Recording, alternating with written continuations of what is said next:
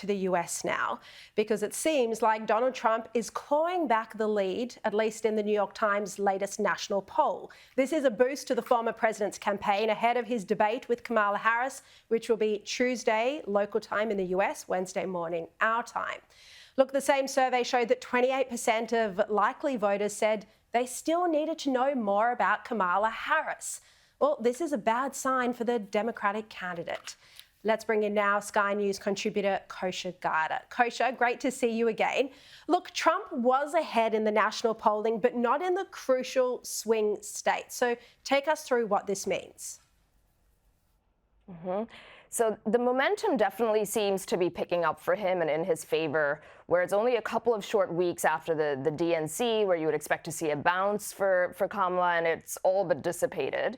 And for him also, just to step back and talk about the big picture, for him to be up even 1 point or 1 to 2 points in the national poll is dramatically higher than where he was at this exact point in 2020 and 2016, which is something important to remember, because Republican candidates are always behind in the national poll, but then they overperform with the Electoral College. So this is good news. He's in a very good position going into the debate. In the swing states, particularly if you look at some of the crosstabs, for those who like to nerd out into the weeds with these polls, he's doing really well with his base, the white working class voter base, where he eroded, a little bit of his support had eroded in 2020. He seems to be pulling them back. And other demographics like black men seem to be holding strong with him. They haven't really shifted towards Kamala Harris despite that. So all in all, I think he's in the best position that he could be in going into tomorrow's debate. Yeah. Look, there's been a lot in the news about the endorsement by the Cheneys for Kamala Harris. Look, they are an influential Republican family, but Liz Cheney has been an enemy of Trump's for a while. She was on the January 6th Select Committee. She came out against him on the Sunday shows in the US. Have a look. You know, Donald Trump presents a challenge and a threat fundamentally to the Republic. We see it on a daily basis.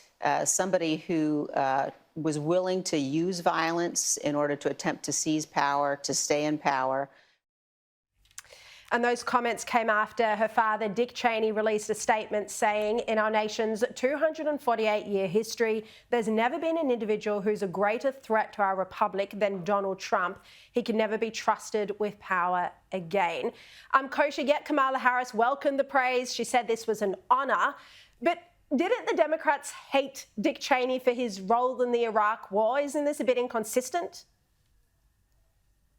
Yes, you're spot on. There was, I think, social media was ablaze with people retweeting clips by prominent Democrats who were very, very critical of the Bush-Cheney era and that chapter in terms of what it meant for foreign policy and U.S. involvement in these wars.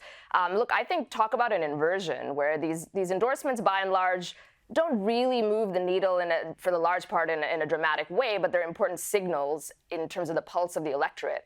And now we're sitting at a time where Kennedy Democrats are for Trump and Bush-Cheney Republicans are for Harris, which is something that even 4 years ago might have been unfathomable for so many people. Yeah, insofar as, what this is going to do, it really depends on how much it's going to move the base. I don't think any of these endorsements are doing anything to change the minds of the base of either party. But what are they going to do for independents? I would think that a Kennedy endorsement and Tulsi Gabbard and even non-political figures like Elon Musk, you could see how that could move the needle a little bit for independents in favor of Trump, whereas I just don't think that a Cheney endorsement one way or the other is going to change too many independent minds. Yeah, well, speaking of Elon Musk, Donald Trump has confirmed that there'll be what he calls a government efficiency commission if he wins in November. And he's chosen Elon Musk behind the idea to lead it. Musk has commented on this on his platform X, and he said that he was looking forward to serving America if the opportunity arises. So what do you think of this appointment by Trump of Elon Musk if he wins the presidency? Yeah, I mean, commissions are not magic wands. They have their limitation in terms of how much change they can effectuate. However, the big picture is everybody knows that there is massive government inefficiency all around the world, and the U.S. is at the top of that heap with $36 trillion in debt. huge bloat. And then on the flip side, you think that entrepreneurs and successful entrepreneurs are inherently very, very efficient because they're used to bootstrapping things and they're inherently geared to do much more with much less. So I think in that sense, it's a good thing. Also bringing in outside blood, if you will, people that aren't Washington creatures, haven't come up through politics, is generally a good thing. Getting more fresh thinking from the outside in. That was a hallmark of Trump himself and his campaign in 2016. Maybe got lost a little bit in 2020. So I think this is sort of a return to what one of his hallmark features was, of bringing in outsiders who can shift the thinking a little bit. And I think it's net a good thing. Yeah, agreed. A smart move at the very least. All right, Kosha Gada, great to see you again. Thank you.